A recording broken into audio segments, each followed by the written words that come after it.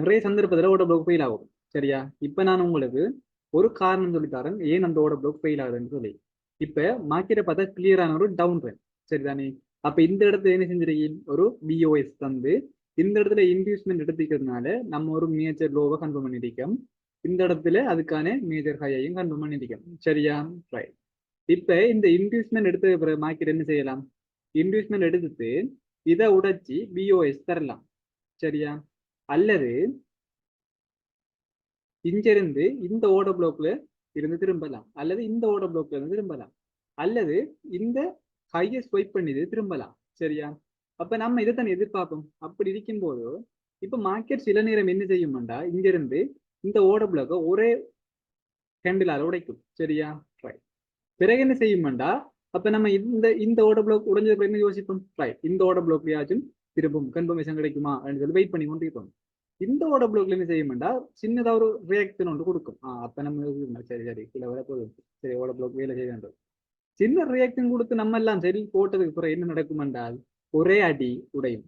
சரி, இப்ப சரி அந்த ஸ்டாப் லாஸ் ஹிட் ஆயிட்டு இப்ப என்ன எதிர்பார்ப்போம், இந்த கையையாவது ஸ்வைப் பண்ணிட்டு வருமே என்று எதிர்பார்ப்போம்.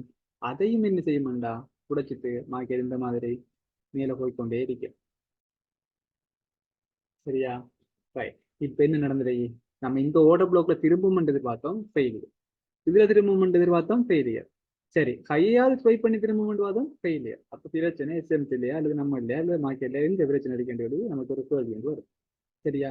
அப்ப இந்த மாதிரி ஓட பிளாக்ஸ் எல்லாமே ஃபெயில் ஆகிறதுக்கு ஒரு நிறைய காரணம் இருக்கு. அதுல ஒரு காரணம் என்னன்னா, இப்ப மார்க்கெட் இந்த ஓட பிளாக் எல்லாம் உடைச்சிட்டான் இருக்கு.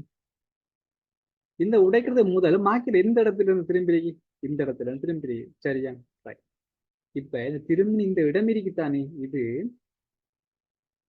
இது 1 hour சார்ட்னு சொல்லி சொன்னால் இந்த திரும்பின இந்த இடம்ன்றது ஒரு 4 hour சார்ட்லையோ இல்ல டேட் சார்ட்லையோ அல்லது வீக்லி சார்ட்லையோ டிமாண்ட் இருக்கும்.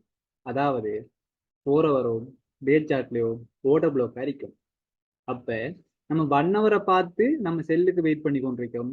ஆனா உண்மையிலே இந்த இடம் என்ன இடம், 4 hourலயோ டேயிலையோ பை பண்ணக்கூடிய இடம்.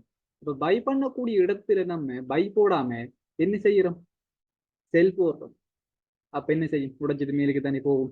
அப்ப என்ன செய்யணும், இந்த இடத்துல நீங்க 1 hourல நீங்க ட்ரேட் எடுக்க போறீங்கன்னு சொல்லி சொன்னால் 4 hourலையும் மார்க் பண்ணி வச்சுக்கொள்ளணும். 4 hour ஓட பிளாக் எல்லாம் மார்க் பண்ணி வச்சுக்கொள்ளணும். அப்ப நமக்கு தெரியணும் என்ன சொல்லி சொன்னால், இப்படி இந்த மாதிரி டவுன் ட்ரெண்ட்ல மார்க்கெட் வரும்போது 4 hour ஓட பிளாக் கொண்டு வந்தா கட்டாயம் பை தான் ஆகும். அப்படி பையா இருந்திருப்பாரு மேலே இருக்கிற ஓட பிளாக் இருந்தாலும் சரி, ஹை இருந்தாலும் சரி, எதுவா இருந்தாலும் சரி, உலகத்துக்கு மேலுக்கு தான் போகும். சரியா? சில நேரங்கள் என்ன செய்யலாம்னு சொல்லி சொன்னால், இந்த ஓட பிளாக்லயோ அல்லது இதுக்கு மேலே ஏதாச்சும் ஓட பிளாக் இருந்தாலோ அல்லது இந்த கையிலையோ இருந்து நமக்கு 1:3யோ 5 தந்துட்டு அதுக்கு பிறவாச்சும் அதை உடைக்கலாம். எது எப்படி இருந்தாலும் மேல உடைக்க போறது கன்ஃபார்ம். சரியா? இந்த காரணத்தால தான் இந்த மாதிரி ஓட பிளாக் எல்லாமே ஃபெயில் ஆயிருக்கு.